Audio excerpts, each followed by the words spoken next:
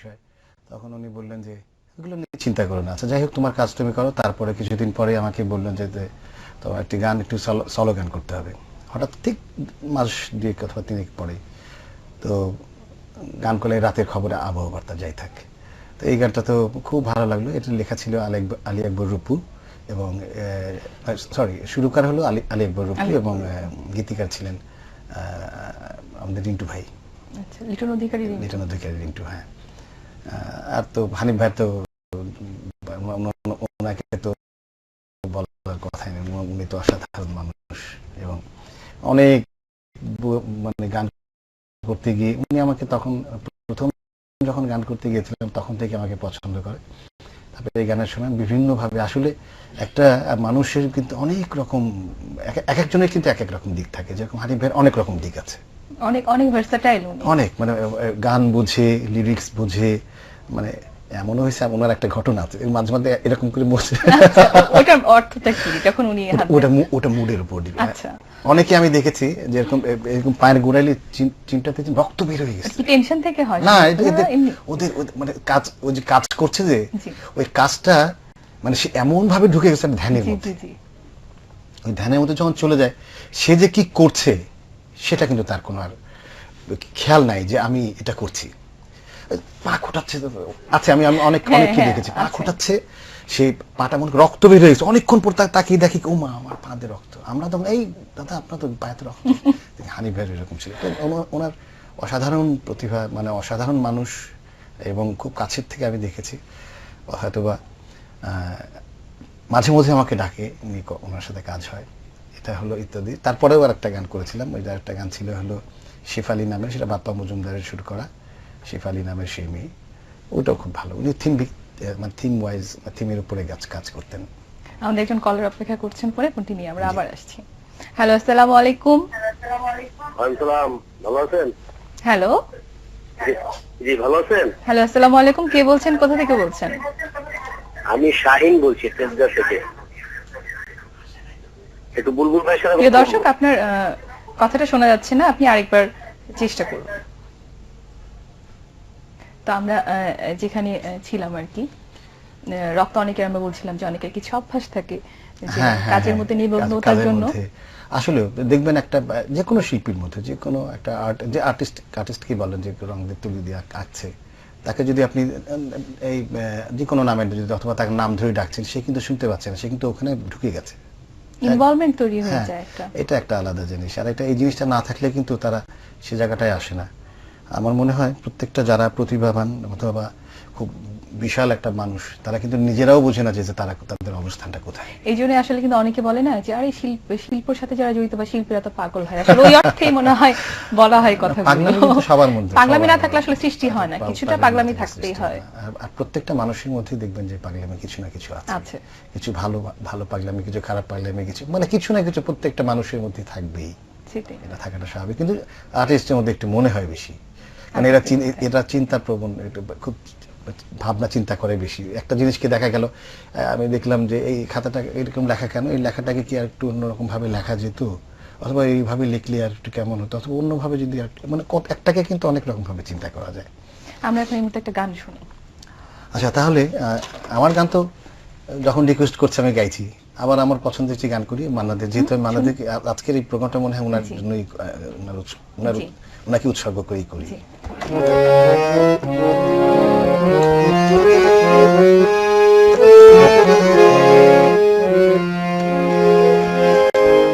তবুও তোমার আমি পাই গো সারা, দুটি পাখি দুটি কুলে গান যেন গান, মাঝখানে নদী ওই বয়ে চলে যায়, এই কুলে আমি আর ওই কুলে তুমি, মাঝখানে নদী ওই বয়ে চলে যায়, তবুও তোমার আমি পাই গো সারা, দুটি পাখি দুটি কুলে গান যেন গায়, মাঝখানে নদী ওই বয়ে চলে যায়, এই কুলে আমি আর ওই কুলে তুমি, মাঝখানে নদী ওই বয়ে চলে যায়।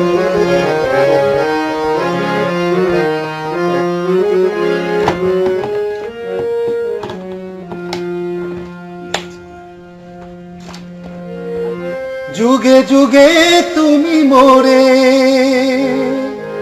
বেঁধেছিলে ফুল ডোরে, যুগে যুগে তুমি মোরে বেঁধেছিলে ফুল ডোরে, তাই আজ বসে আছি আশা আশা।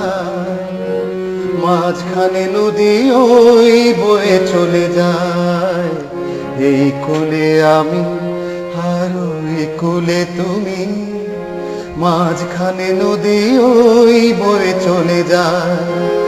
তবুও তোমার আমি পাই ওগো সারা, দুটি পাখি দুটি কুলে গান যেন গায়। মাঝখানে নদী ওই বয়ে চলে যায়, এই কুলে আমি আর ওই কুলে তুমি, মাঝখানে নদী ওই বয়ে চলে যায়। সত্যি ভালোবাসায় যদি কষ্ট না থাকতো তাহলে বোধহয় এমন সুন্দর গানের জন্মই হতো না। এটা সত্যি। ইমতি একজন কলার আছেন, আমরা ফোনটি নিয়ে আসছি। হ্যালো, আসসালামু আলাইকুম। জি, ওয়ালাইকুম আসসালাম। কে বলছেন, কোথা থেকে বলছেন? জি, আমি রুবেল বলছিলাম ফার্ম গেট থেকে। জি রুবেল, কথা বলুন। জি, আসসালামু আলাইকুম বুলবুল ভাই। ওয়ালাইকুম আসসালাম। আপনাকে অনেকদিন পর টিভির পর্দায় দেখলাম, আপনার গান অনেক ভালো লাগে আমার। Thank you. তো আপনি জানতে চাচ্ছি আপনি গান ছাড়া আর কি করেন? গান ছাড়া তো আর কিছুই আর আমার একটা গান ছিল বান্নাদের, দ্বীপ ছিল শিকার ছিল, আচ্ছা। গানটা একটু শুনতে যাচ্ছি দিলেন। আচ্ছা, এই উত্তরটা দিনই। গান ছাড়া কিছুই করি না, সংসার করছি, বাচ্চাটা ছেলে আছে আর কি, আর দর্শক ফাংশন আপনাকে- করছি। দর্শক আপনাকে অনেক ধন্যবাদ ফোন করার জন্য। অনেক ধন্যবাদ। হ্যাঁ, দ্বীপ ছিল শিখেছিল, এটা গেয়ে দিই না হলে তো।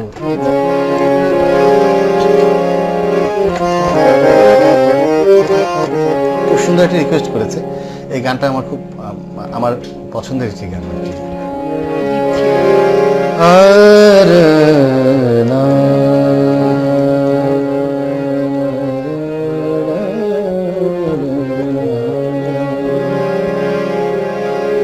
দ্বীপ ছিল শিখা ছিল, শুধু তুমি ছিলে না বলে আলো জ্বলল না। ভাষা ছিল, কথা ছিল, কাছে ডাকলে না বলে মন কথা বলল না। দ্বীপ ছিল, শিখা ছিল,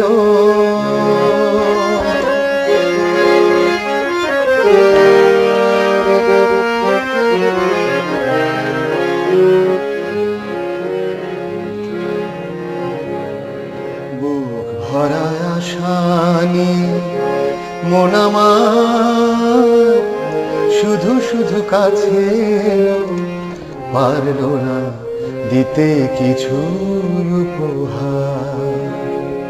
দ্বীপ ছিল, শিখা ছিল, শুধু তুমি ছিলে না বলে আলো জ্বলল না। ভাষা ছিল, কথা ছিল, কাছে ডাকলে না বলে মন কথা বলো না। দ্বীপ ছিল, শিখা ছিল। একটু ফাঁকি দিয়ে গাইলাম, কারণ সঞ্চয়টুকু গাইলাম আর মুখটুকু গাইলাম। তাতেই তো মন ভরে গেল আসলে। সত্যি অসাধারণ। আপনার পরিবার নিয়ে আসলে জানতে চাচ্ছি। দর্শকও বলছিলেন গানের পাশাপাশি আসলে আমার মনে হয় গান জিনিসটা এমন যে গানে নিমগ্ন থাকলে আর কিছুই করতে হয় না। তো পরিবার নিয়ে একটু জানতে চাইবো, পরিবারে কে কে আছেন? আমার তিন মেয়ে এক ছেলে আর আমার ওয়াইফ, এই হলো আমার পরিবার। তার মধ্যে আমরা ভাই বোন হলো 3 ভাই 3 বোন। আর মা এখনো বেঁচে আছেন, আব্বা চলে গেছেন, আব্বা নাই। মা এখনো অসুস্থ, অবশ্য সবাই দোয়া করবেন, যারা প্রোগ্রাম দেখছেন তাদের কাছে আমি দোয়া চাইছি। মা খুবই অসুস্থ। নিশ্চয়ই, আমাদের শুভকামনা থাকুক তিনি যেন অচিরে সুস্থ হয়ে ওঠেন। আচ্ছা, এই হলো। আর তারপরে আমার ফ্যামিলির মধ্যে ডলি পলি গান করে, আর আমার মেয়ে একটু টুকটাক লেখালেখি করে। আমি এটা তো হাসতাম, আমি জানি, আমি কিছু গান শুনেছি, জানি একদিন চলে যাব। তো আমার মনে হলো এত সুন্দর একটা গান, মানে কে লিখলো, তখন আমি জানতে পারলাম তানি। তানি এবং আপনার কন্যা সে। আসলে বড় তানি কন্যা। সম্পর্কে একটু জানতে চাইবো, মানে এত অল্প বয়সে এত সুন্দর করে গান লেখার ক্ষমতা সে কিভাবে পেলো, বাবার থেকে নাকি? একটু তানি সম্পর্কে জানতে চাইবো। তানি হলো ছোটবেলা থেকেই ও হলো, যেহেতু আমার কোলেই তো মানুষ, এবং ওর বড় ফুপ মানে মেজো ফুপ্পি যেটা ডলি, ওকে সবসময় খুব আদর করতো। আর ও হলো, যেহেতু আমাদের বাসায় ও আমাদের ঠিক মায়ের যে ঘরানা ছিল, মায়ের যে স্টাইলের ঘরে গান বাজনা হতো, আমার বাসায় ঠিক এরকম এখনো হয়। এখন আমরা মাঝে মধ্যে বসি এবং আমি তো রিয়াজ করি, সরি। তো সেক্ষেত্রে ও দেখতো যে মাঝে মধ্যে আমি গানও লিখতাম, আবার গানও সুর করতাম। তো ওই মনে হয় কিছুটা হয় না, কিছু রক্তের যে একটা প্রভাব, শিল্প রক্তের দ্বারা প্রভাবিত। তার মধ্যে আছে। তো ও আমাকে একদিন হঠাৎ করে বললো যে কি জানি একটা গান, ভেবে ভেবে মরি একটা গান ভেবে আছে, ভেবে বলি।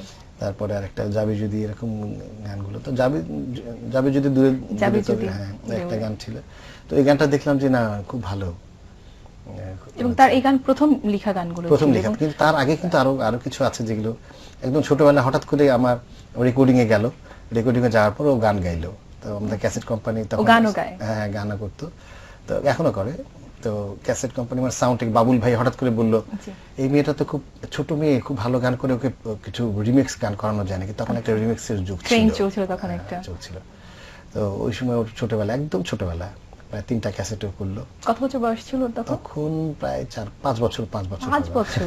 একদম তোতলা তোতলা কথা। এটা একটা আমার মনে হয় যে গিনেস বুকে রেকর্ড হওয়ার মতো একটা হ্যাঁ, ব্যাপার। 5-6 বছর এরকমই ছিল।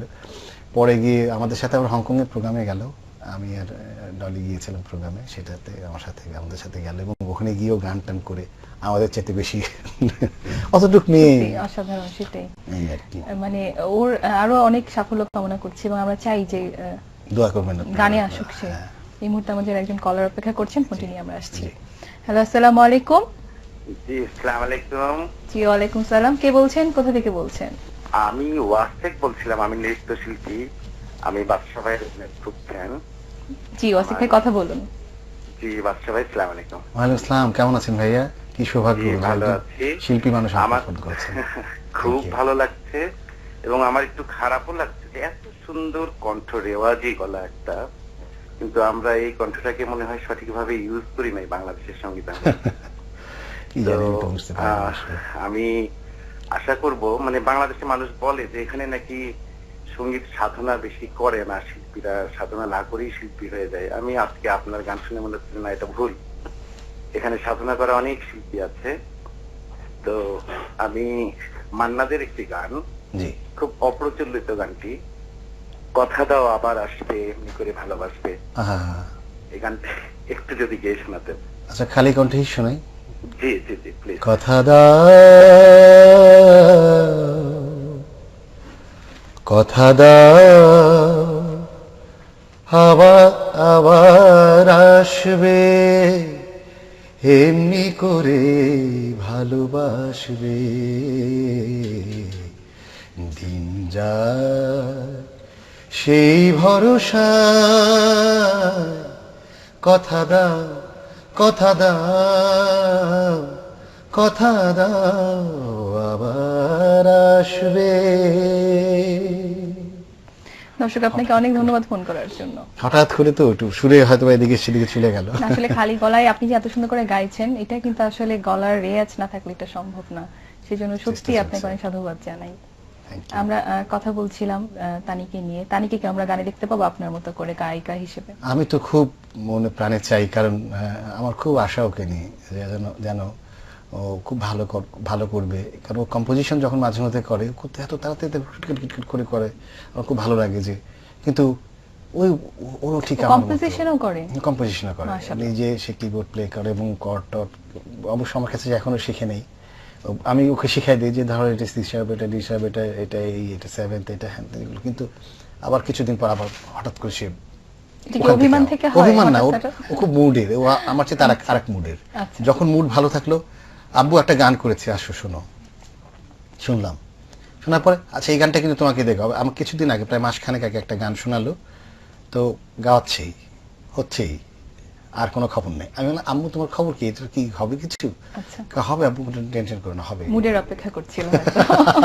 না সত্যি আমার মনে হচ্ছে যে আপনাদের দুজনের কম্পোজিশনে, মানে ও যদি আপনার জন্য গান তৈরি করে এবং ওর গাওয়া গান এবং আপনার গাওয়া, সেটা কিন্তু আসলে আমাদের জন্য, আমাদের যারা দর্শক আছে, শ্রোতা আছে, তাদের জন্য অনেক বড় একটা উপহার হবে।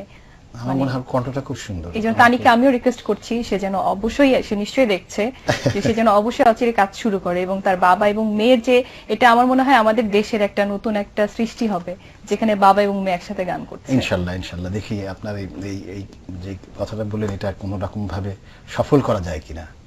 অবশ্য ওর, আমি এটাকে পিছনে লেগে থাকতে হবে। আর আমি তো, আমারও একটা অভ্যাস যে আজকে বললাম আবার 3 দিন 10 দিন 1 মাস আমারও মনে থাকে না যে কি বলতে হবে এই কথাটা। না, একজনকে আসলে একটু অ্যাক্টিভ হতে হবে পেছনে লেগে থাকার জন্য। আমরা চাই এত সুন্দর সুন্দর আসলে এত পারিবারিক আবহে যারা সৃষ্টির কাজ করে, তাদের কাছে কিন্তু অনেক শেখার কিছু আছে। তা আমরা চাইবো যে এরকম সৃষ্টি হতে থাকুক আমাদের দেশে। সেটাই। আমরা যে গল্পটি আসলে এখন একটু অপূর্ণ ছিল, সেটি হচ্ছে যে আপনি যখন প্রথম আসলেন ঢাকায়, হ্যাঁ, আপনার মায়ের সঙ্গে, সেই গল্পটা একটু শোনা বাকি ছিল। তারপরে এরকম হঠাৎ করে আমি যখন প্রথম হলো, যেটা বলছিলাম, তো কম্পিটিশনে গান গাওয়ার পরে তো প্রতিযোগিতার শেষে আমাকে আব্দুল লতিফ সাহেব, উনি আমাকে চোখ মুছতে বললেন, চশমাটা খুলে উনি, আমি গান গেয়েছিলাম ওই যে আর কতকাল ভাসবো আমি দুঃখের শাড়ি, এই গানটা গাবো, উনি আমাকে বাবু এদিকে আসো, আমি তখন খুব ছোট, দেখে নিয়ে বললো যে তুমি খুব ভালো গেছো, তোমাকে দোয়া করে, দুজনই একদম আমাকে মাথায় হাত দিয়ে জড়ায় ধরে ওনার দোয়া করে দিলেন। তা আমি তো মনে করছি যাই হোক, আমি তো অন্য জায়গায় তো প্রথম হয়ে এসেছি, এখানে মনে হয় কি হবে আল্লাহ জানে। তো দোয়া করলে এবং বললো কি তোমার একটা জায়গায় একটা কথা ভুল আছে, এই কথাটা তুমি একটু ঠিক করে নাও। দেখে ঠিক করে নিলাম, এই কথা ভুল আছে। তখন আমি চিন্তা করলাম একদম 100% আমি ফার্স্ট হতেই পারবো না, এবার সেকেন্ড অথবা থার্ড একটা কিছু হবো। তো পরে আমি যখন একদম ইয়েতে দেখলাম, বাইরে গিয়ে লিফলেটে দেখলাম যে না, সেকেন্দার বাদশা বুলবুল প্রথম। আচ্ছা, এই আমার একটা উৎসাহ। তারপর তো আমি ওখান থেকে বঙ্গভবনে পুরস্কার নিলাম, আমাদের তখন রাষ্ট্রপতি ছিলেন যিনি, জিয়াউর রহমান সাহেবকে হচ্ছে। তারপরে 80-তে আবার প্রথম হলাম, প্রথম হয়ে আবার ওনার কাছে আবার একই বঙ্গভবনে পুরস্কার নিলাম, আবারও প্রথমই হয়েছে। এটা সত্যি, আমি কখনোই সেকেন্ড হয়নি। ছোটবেলা থেকে যখন আমি গানটাও শুরু করেছি, একদম ছোটবেলা, তখন আমি স্কুলে যখন কম্পিটিশন করেছি, তখনও আমি প্রথম, প্রত্যেকটা নজরুলগীতি, দেশাত্মবোধক, তারপরে যে কোনো ইয়েতে প্রথম হতাম। কিন্তু পড়াশোনা একটু খারাপ, গানের ভিতরে বেশি ছিলাম। আসলে মানে কিভাবে যে দেখতে দেখতে, কথা বলতে বলতে, গান শুনতে শুনতে সময় শেষ হলো, আমি নিজে বুঝতে পারছি না। ইচ্ছা করছিল আরো অনেক গল্প করতে, কিন্তু কি আর করা, আমাদের হাতে তো সময় শেষ। আমি দর্শকদের কাছে বিদায় নিয়েছি, কিন্তু আমরা বাড়ি যাব হচ্ছে আপনার সেই দুঃখটা রবে আমার এই গানটি শুনতে শুনতে, দুঃখটা রবে আমারই, সেই গানটি শুনতে শুনতে আমরা বাড়ি ফিরে যাবো। তার আগে প্রিয় দর্শকদের কাছে বিদায় নিয়ে আসছি। ঠিক আছে। প্রিয় দর্শক, নিশ্চয়ই আমাদের এই গল্প আর গান আপনাদের ভরে দিয়েছে প্রাণ। সাথেই থাকুন, সবসময় ভালো থাকবেন এবং নিরাপদে থাকবেন। সুপ্রিয় দর্শক, আমি যে গানটি গাইছি এটা হলো সে যেন চিরসুখী অ্যালবামের। তো এই গান দিয়েই শেষ করছি, এবং আপনারা দোয়া করবেন যেন আমি যতদিনই বাঁচি ততদিন যেন গান করতে পারি। আর একটি কথা আমার মনে মিস করেছি, যে একজন প্রশ্ন করেছিলেন যে আপনি এখন কেন অ্যালবামে কাজ করছেন। আসলে অ্যালবামের বিষয়টা হলো, এখন অ্যালবাম বের হয় না, বের হলেও সেটা আমাদের পাইরেসির কারণে আমরা পাচ্ছি নিশ্চয়ই, তানি এবং আপনার দুটো দ্বৈত সৃষ্টি আমরা খুব অচিরে পাচ্ছি। যাই হোক,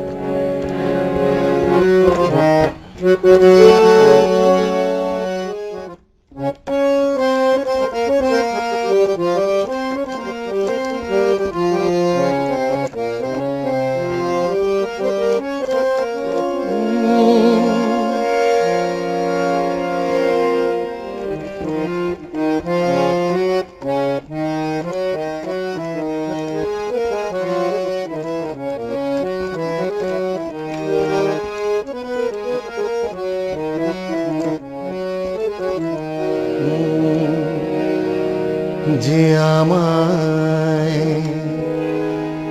দুঃখ দিল সে যেন চির সুখী হয়।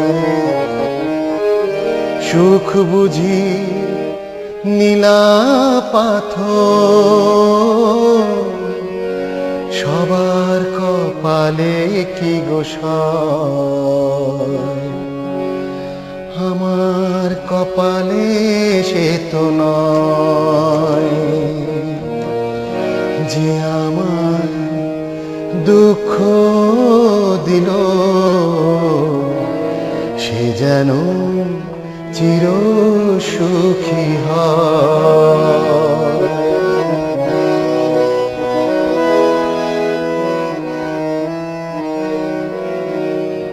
বালুচরে